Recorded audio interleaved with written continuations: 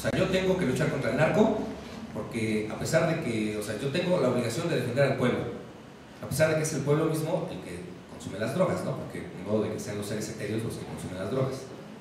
Entonces, el punto es que, ¿por qué tengo yo que cuidar al pueblo?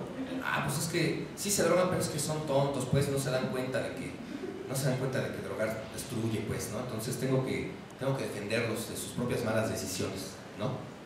Nada más que, pues, ya no entendí yo ahí, ¿no? Ahí de verdad ya no entendí, ¿no? Ustedes verán por qué.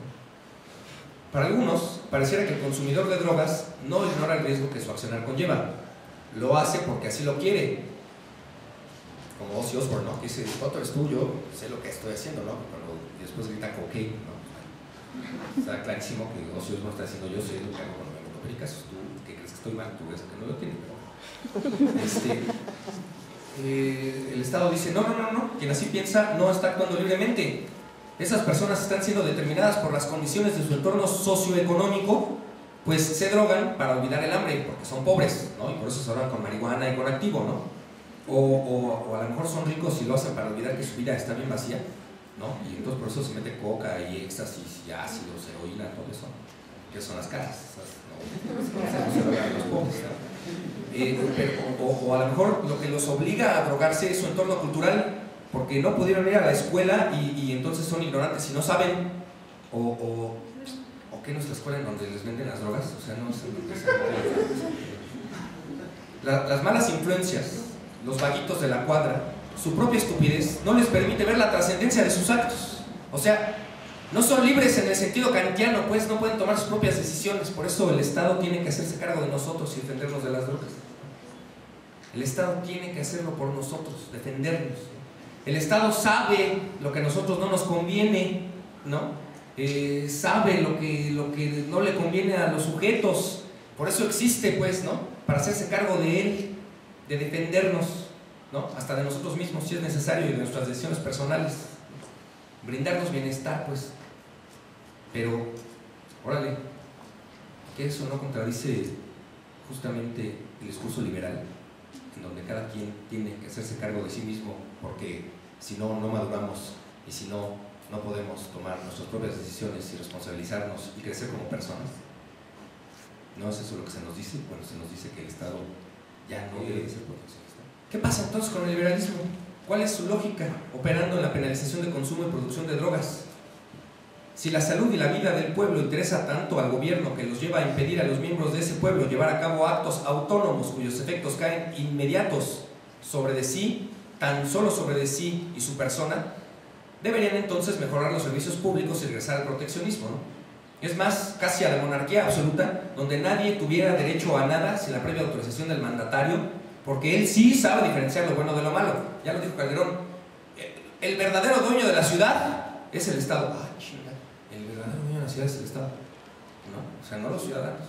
Así lo dijo con todas sus palabras, el Estado, ¿no? Pues eso es monarquía. Ah, bueno, pues entonces, como buen monarca, danos para tragar, pues, ¿no? Pero es que la droga destruye familias, o sea, bueno, sí, olvidémonos de eso no importa, ¿no? Rápidamente se responde, la droga destruye la familia, pues, la droga destruye las familias, y además el entorno del drogadicto, ya no nada más a él, o sea, no lo hacemos por el drogadicto, lo hacemos por sus familias y su entorno social, ¿no? Pues sí, sí es cierto, pero también el alcohol, y también la impotencia, o el sobreapetito sexual, la neurosis y hasta el fútbol destruyen familias también, ¿no? Su entorno también, ¿no? ¿Qué tal se escucharía? Artículo 22. Merecerá hasta 14 años de cárcel y multa de hasta 1000 días de salario mínimo todo aquel marido que, debido a su impotencia sexual, produjere histeria en su mujer. La pena podrá aumentar hasta 1/10 parte si, debido a su histeria, la mujer golpea a sus hijos y hasta 1/20 si la impotencia lleva al divorcio necesario. Pena similar será aplicada si la mujer se ve obligada a robar del gasto familiar para pagarse un servidor sexual. Allí están todos los elementos que se dice provocan la drogadicción en las familias, ¿no? Toditos, todititos. ¿Cuál es la lógica de la penalización e ilegalidad entonces? El sufrimiento del pueblo y sus miembros, ¿no? Bueno, pues nomás les cuento que Luis Ruiz fue gobernador legal, ¿no? También el Gober Precios, ¿no? Y los dos están ahorita de vacaciones, ¿no? Y ambos super caciques, ¿no? y mientras nosotros estamos aquí y ustedes están escuchando esta conferencia, ellos seguramente están tomándose una cubita en las Bahamas, ¿no? Porque ya los dos salieron, ya no tienen que seguir trabajando, tienen suficiente dinero y seguro que tienen vacaciones eternas, ¿no? Bueno, y esos han dañado claramente al pueblo, pues, ¿no? O sea, uno golpeando salvajemente a los movimientos sociales en Oaxaca y el otro, pues nada más teniendo una red de pedofilia, ¿no? Tan de moda hoy en día, pues.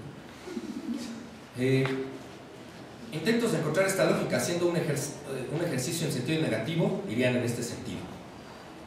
Por la lógica neoliberal, no puede ser la pobreza, pues cada quien se rasca con sus propias uñas. No puede ser, por más que insistan los gobernantes, la salud, pues el alcohol y los cigarros son legales, también los insecticidas y también los automóviles y los detergentes, las balas y las pistolas del ejército y las macanas de los granaderos, todas esas son legales. Y esas están perfectamente comprobadas, todas esas cosas que sí afectan a la salud, ¿no? Los hospitales públicos son arcaicos e ineficientes y los privados incosteables. Pues claro, recuérdense también, en salud cada uno se rasca con sus propias uñas. La desintegración social menos puede ser la lógica que opera en la ilegalidad de las drogas, pues de otra manera se hubieran cumplido los acuerdos de San Andrés para integrarnos con las comunidades indígenas en condiciones de equidad. Y nótese, por favor, nótese, subrayese que dije para integrarnos con las comunidades indígenas, no dije para integrar a las comunidades indígenas a nosotros, ¿verdad? Dije para integrarnos con las comunidades indígenas. Entonces, en realidad, no puede ser la lógica de la salud, no puede ser la lógica del bienestar, no puede ser la lógica de la integración social, porque la lógica vale para todo, no nada más para unas cuantas cosas. Si no, pues no es lógica universal y por consiguiente hay contradicción, y si hay contradicción no es lógica, ¿no? La económica, bueno, pues creo que la económica sí, ¿no? Droga ilegal es igual a droga cara, de mala calidad, pues no tiene necesidad de pasar por controles y por tanto requiere de menor inversión. No se pagan impuestos, no se paga propaganda, no hay prestaciones a los trabajadores, aunque cuando se les despide a los trabajadores también normalmente se les despide de este mundo, ¿no? Entonces, las liquidaciones en el mundo del crimen organizado y de las drogas son, o sea, literalmente liquidaciones, ¿no?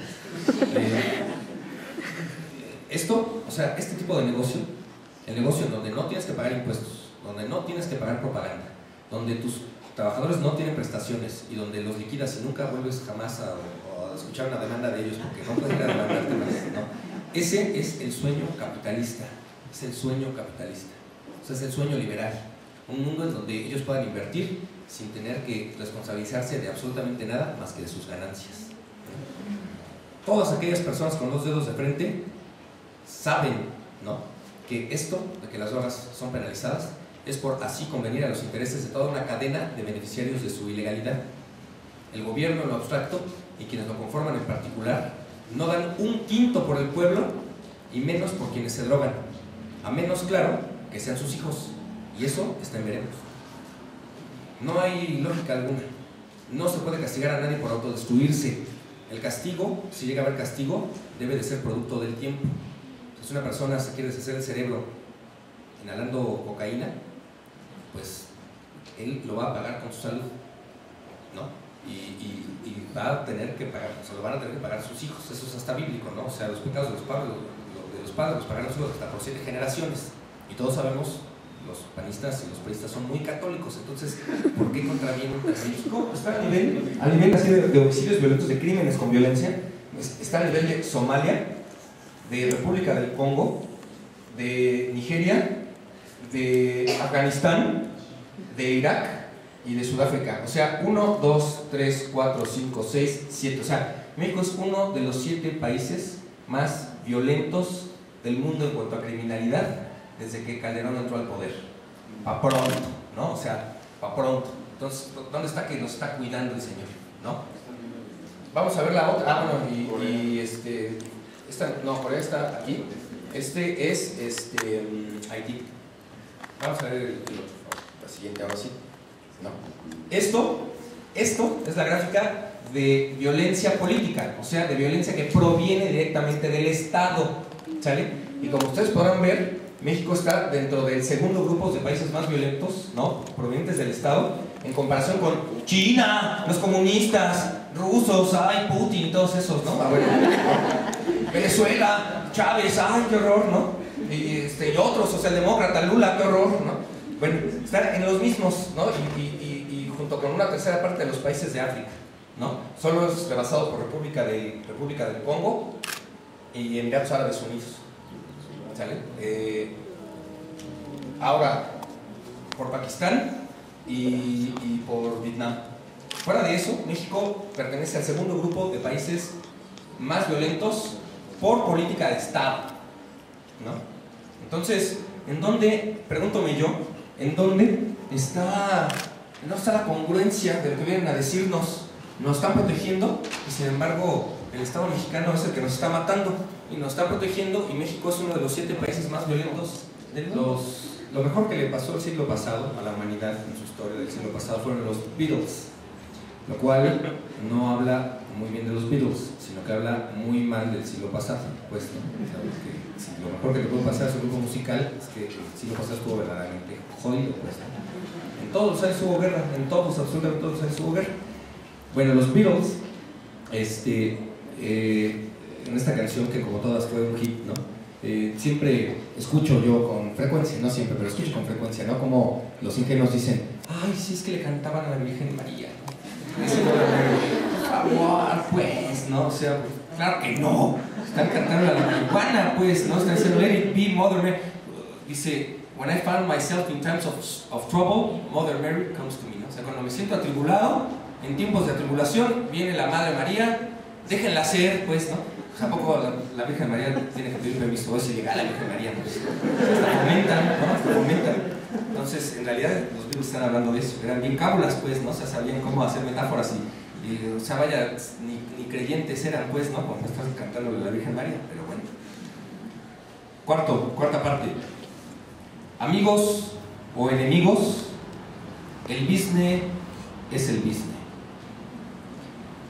Doctors smoke it, nurses smoke it, judges smoke it, even the lawyers do. Peter Tosh y la canción de Legalize It, ¿no? Que todos hemos oído también hasta el hartazgo, justamente en nuestros momentos de tribulación.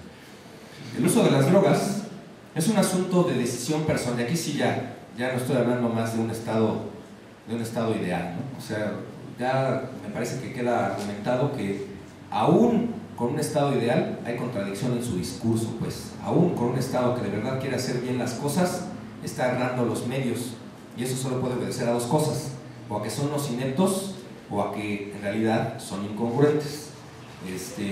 O bueno, hay una tercera opción, que son ineptos y que son incongruentes, ¿no? Yo creo que en realidad esa es la opción acertada. El uso de las drogas, pues, es un asunto de decisión personal que sin duda se traduce en efectos determinados de carácter público. Sí, o sea, que una persona se drogue sí trae efectos al público, sí trae efectos a la sociedad, sin duda alguna, sí es cierto. Como toda acción de toda persona, pues, todas las acciones que llevamos a cabo, todas tienen efectos en el público. O sea, no es exclusividad del que se droga. Los sujetos no somos seres aislados de la comunidad en la que coexistimos, no importa qué tan grande o tan pequeña sea esta. Por ello es que el Estado, en ciertas ocasiones, actúa de manera bastante escrupulosa en cuanto a su intervención en lo privado y el uso de su capacidad de coerción. Por ejemplo, el artículo 24 constitucional nos dice que todo hombre es libre para profesar la creencia religiosa que más le agrade y para practicar las ceremonias, devociones o actos de culto respectivo, siempre que no constituyan un delito o falta penados por la ley. El Congreso no puede dictar leyes que establezcan o prohíban religión alguna. O sea, ahí dice, es tu decisión particular, tiene efectos comunitarios, pero yo no me puedo meter, como es tu decisión particular y privada, yo no puedo meterme en tus creencias.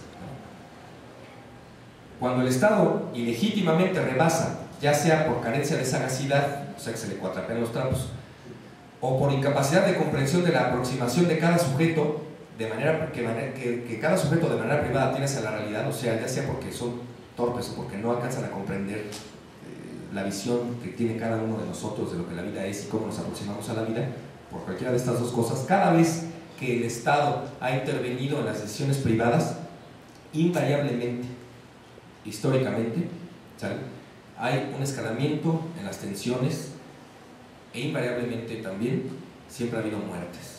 O sea, cada vez que el Estado se quiere meter en lo que consideramos son nuestros derechos particulares como sujetos, sin importar si este sujeto es personal o si es un sujeto comunitario, invariablemente hay tensiones primero y después hay guerra, sin importar cuál haya sido el motivador del Estado para intervenir en la vida privada o más bien del sujeto, sea este comunitario o colectivo, ya sea porque son torpes o porque no alcanzan a comprender la visión de la vida o porque tienen intereses personales, por cualquier razón, no importa, siempre hay guerra. Siempre que el Estado interviene de más, invariablemente ha habido guerra. Siguiendo con el ejemplo y desde esta perspectiva, ¿no? Tenemos que recordar la guerra de los cristeros, por ejemplo, ¿no? La guerra de los cristeros, cuando a Plutarco Elías Calles, que yo hasta pienso que tenía buena intención, ¿no? O tenía buena intención, o de plano que ahí hay problemas muy duros con algunos jerarcas religiosos, pero se le ocurre que el pueblo es ignorante porque la religión lo tiene completamente maniatado y completamente sobajado. Y pues, ¿saben qué? Yo comulgo con Plutarco Elías Calles, a mí me parece que tiene razón Plutarco Elías Calles, pero solamente un energúmeno como Plutarco Elías Calles se le ocurriría prohibir la religión nomás porque conforme a sus conceptos de lo que la vida tiene que ser, las personas deberían todas de ser ateas para realmente ya alcanzar la libertad, pues, ¿no? Bueno, pues a mí también me chocan los hipsters, no por eso los voy a prohibir, ¿no? O sea, me choca el reggaetón, no por eso lo voy a prohibir, no voy a obligar a la gente a toda ser rockera, pues, ¿no? Ser un energúmeno.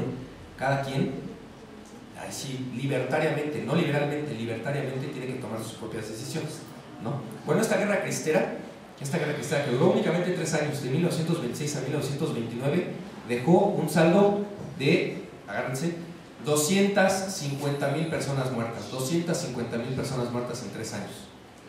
Es un montonal, un montonal. Bueno, la guerra de Calderón la guerra que inició Calderón, ¿no? Que continúa hasta la fecha, ha dejado un saldo de 80,000 muertos oficiales y 200,000 desaparecidos oficiales. O sea, ya rebasó, porque todos sabemos que esos desaparecidos no van a aparecer nunca, pues, ¿no? Jamás van a aparecer. O sea, lo que pasa es que no los han encontrado los cadáveres, ¿no? Y muchos de ellos porque el pozolero los metió ahí un tambo de sosa y tal, y pues, de ellos no quedó nada.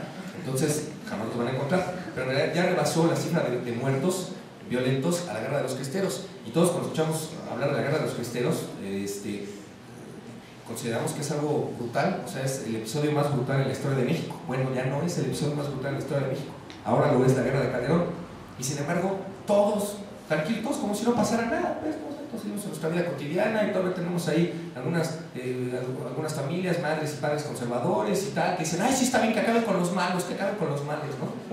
Pero pues es que, vaya, o sea, no se dan cuenta de que los malos son ciudadanos y el artículo 1 de la Constitución dice que todos, sin excepción, tienen derecho, los derechos que esa Constitución les garantiza, y el derecho a la vida está garantizado, ¿no? También por la misma Constitución. Entonces no puedes acabar con los malos matándolos, ¿no? O sea, es ridículo, es contradictorio, pues, es contradictorio. Además, ¿qué nos supone que estamos preocupados por el pueblo?